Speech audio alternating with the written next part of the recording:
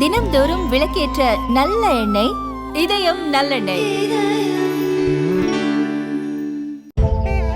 Dear Appa and Amma, this is my time to give you back. Ananya's Nana Nani Homes, a paradise for senior citizens. இனிமே கண்ணை மூடிட்டு கடலை எண்ணெய் வாங்கலாம்.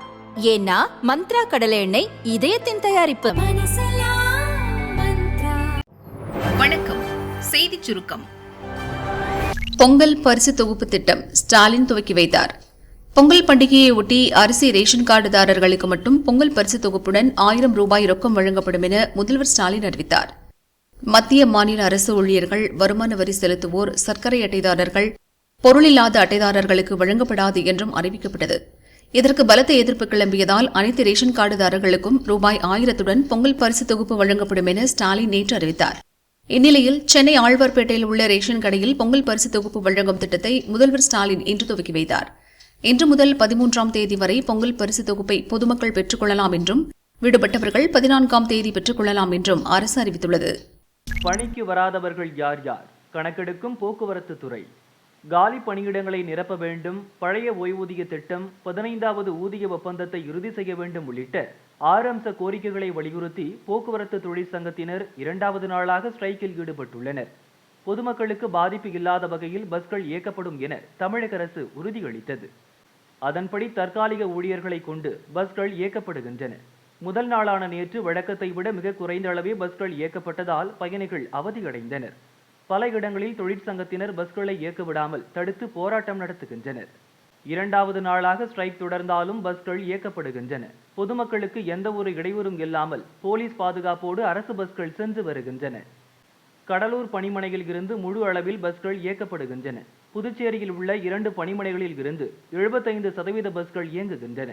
தமிழகம் முழுவதும் அரசு பஸ்கள் இயக்கப்பட்டாலும் வழக்கத்தை போல இல்லாததால் பயணிகள் பஸ்ஸுக்காக காத்திருக்கும் நிலை ஏற்பட்டுள்ளது. இந்த நிலையில் வேலை நிறுத்த போராட்டத்தில் ஈடுபட்டு பணிக்கு வராத போக்குவரத்து தொழிலாளர்கள் குறித்து கணக்கெடுக்கும் பணி தொடங்கியுள்ளது.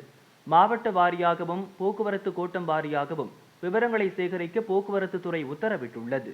பஸ் இயக்கத்தை தடை செய்யும் வகையில் முற்றுகையிடவோ சிறைபிடிக்கவோ முயன்றால் சட்டப்படி நடவடிக்கை எடுக்கப்படும் என்று தொழிற்சங்கங்களை போக்குவரத்து துறை எச்சரித்துள்ளது.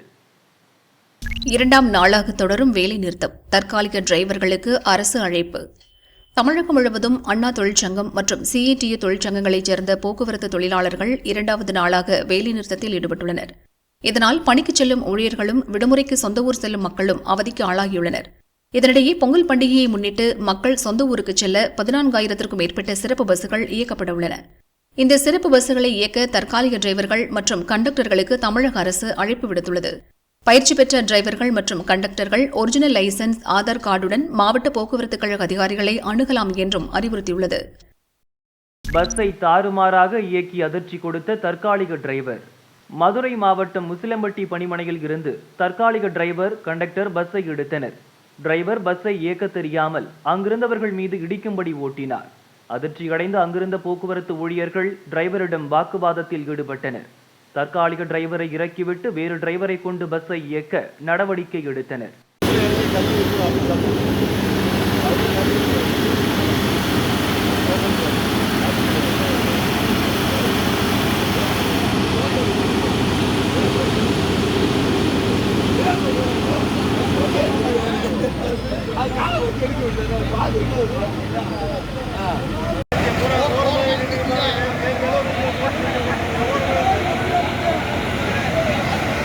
போராட்டம் நடத்துவது முறையற்றது. சென்னை ஹைகோர்ட் கண்டிப்பு. போக்குவரத்து தொழிலாளர்களின் வேலைநிறுத்த போராட்டத்துக்கு தடை விதிக்க கோரி சென்னை ஹைகோர்ட்டில் பொதுநல வழக்கு தொடரப்பட்டது. இந்த மனு இன்று அவசர வழக்காக தலைமை நீதிபதி அமர்வில் விசாரணைக்கு வந்தது. அரசும் போக்குவரத்து தொழிலாளர்களும் இந்த விஷயத்தில் ஏன் பிடிவாதமாக இருக்கின்றனர் என நீதிபதிகள் கேள்வி எழுப்பினர். போராட்டம் நடத்த தொழிலாளர்களுக்கு உரிமை உள்ளது. ஆனால் பண்டிகை நேரத்தில் போராட்டம் நடத்துவது முறையற்றது. வேலை நிறுத்தத்தால் கிராமப்புற மக்கள் பெரிதும் பாதிக்கப்பட்டுள்ளனர். ஓய்வூதியதாரர்களுக்கு மட்டும் ஜனவரி மாதத்திற்கான அகவிலைப்படி வழங்குவது குறித்து தமிழக அரசு பதிலளிக்க வேண்டும் என கூறிய நீதிபதிகள் விசாரணையை மதியம் 2:15 மணிக்கு ஒத்திவைத்தனர். முரசொலி நில வழக்கு ஆணையம் விசாரிக்க ஹைகோர்ட் உத்தரவு. சென்னை கோடம்பாக்கத்தில் முரசொலி அலுவலகம் அமைந்துள்ள நிலம் பஞ்சமி நிலம் என பாஜ நிர்வாகி சீனிவாசன் 2019ஆம் ஆண்டு தேசிய பட்டியலின ஆணையத்தில் புகார் அளித்தார். இதுகுறித்து விளக்கம் அளிக்கும்படி முரசொலி நிர்வாகத்திற்கு 2019 நவம்பரில் ஆணையம் நோட்டீஸ் அனுப்பியது. இதை எதிர்த்து முரசொலி சார்பில் ஹைகோர்ட்டில் மனு தாக்கல் செய்யப்பட்டது. முரசொலி அலுவலகம் அமைந்துள்ள நிலத்தின் உரிமை குறித்து தேசிய ஆதிதிராவிட ஆணையம் உத்தரவிட தடை விதிக்கவும் கோரப்பட்டது. இந்த வழக்கு நீதிபதி S.M. சுப்பிரமணியம் முன்பு விசாரணைக்கு வந்தது. அனைத்து தரப்பு விசாரணைகளும் முடிந்த நிலையில் இன்று தீர்ப்பு வழங்கப்பட்டது. முரசொலி அலுவலகம் பஞ்சமி நிலத்தில் அமைந்துள்ளதாக எழுந்த புகாரின் பேரில் விசாரணையை தொடரலாம். பழைய நோட்டீஸை கணக்கில் கொள்ளாமல் புதிதாக நோட்டீஸ் அனுப்பி அனைத்து தரப்புக்கும் வாய்ப்பளித்து விளக்கத்தை பெற்று பட்டியலினத்தோர் ஆணையம் விசாரணை நடத்த வேண்டும் என நீதிபதி தெரிவித்தார். தேசிய பட்டியலின ஆணையம் விசாரிக்க தடை கேட்டு முரசொலி அறக்கட்டளையின் நிர்வாக அலுவலர் தொடர்ந்த வழக்கையும் நீதிபதி தள்ளுபடி செய்து உத்தரவிட்டார். தமிழக அரசின் அட்வொகேட் ஜெனரல் சண்முக சுந்தரத்தின் திடீர் முடிவு.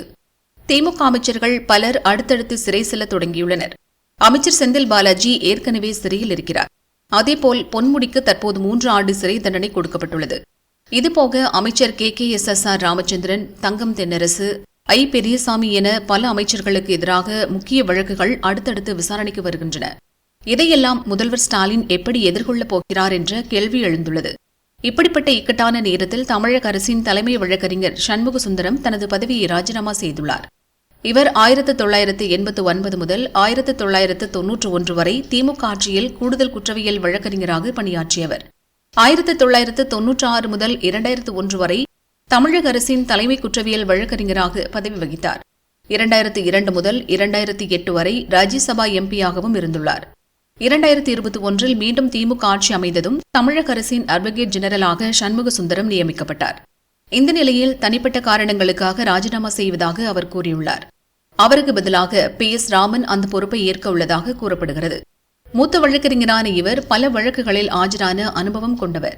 பட்டாபி சுந்தர்ராமன் எனப்படும் PS ராமன் 2004 செப்டம்பரில் ஹைகோர்ட் மூத்த வழக்கறிஞராக நியமிக்கப்பட்டார். 2006 ஜூனில் R. முத்துக்குமாரசாமிக்கு பதிலாக ராமன் கூடுதல் அட்வொகேட் ஜெனரல் ஆனார். 2009 ஜூலை திமுக ஆட்சியில் G. மாசிலாமணி ராஜினாமா செய்தபோது ராமன் அட்வொகேட் ஜெனரலாக நியமிக்கப்பட்டார். அதன் பிறகு இப்போது மீண்டும் திமுக ஆட்சியில் அட்வொகேட் ஜெனரலாக பதவியேற்க உள்ளார். சார்மினார் எக்ஸ்பிரஸ் தடம் புரண்டது, 5 பயணிகள் காயம். சென்னை தாம்பரம் ரயில் நிலையத்தில் இருந்து நேற்று மாலை சார்மினார் எக்ஸ்பிரஸ் ரயில் புறப்பட்டது. இன்று காலை 9 மணியளவில் கடைசி நிறுத்தமான ஹைதராபாத் நம்பள்ளி ரயில் நிலையம் சென்றடைந்தது. அப்போது குறிப்பிட்ட இடத்தில் ரயில் நிற்காமல் சற்று முன்னேறியதால் ரயில் நிலைய சுவற்றில் மோதி S2, S3, S6 பெட்டிகள் தண்டவாளத்தை விட்டு இறங்கி நடைமேடையின் பக்கவாட்டு சுவரில் மோதியது. இதில் படிக்கட்டு அருகே நின்றிருந்த பயணிகள் பலர் காயமடைந்தனர். 5 பேர் ரயில்வே மருத்துவமனையில் சிகிச்சை பெற்று வருகின்றனர். விபத்து காரணமாக சில ரயில்கள் தாமதமாகவும் சில வேறு தடத்திலும் இயக்கப்பட்டன. அரசு பள்ளியில் நள்ளிரவில் பெயர்ந்த சிமெண்ட் காரைகள். திண்டுக்கல் மாவட்டம் நிலக்கோட்டை அடுத்த அம்மையநாயக்கனூரில் 50 ஆண்டு பழமையான ஊராட்சி ஒன்றிய துவக்கப்பள்ளி உள்ளது.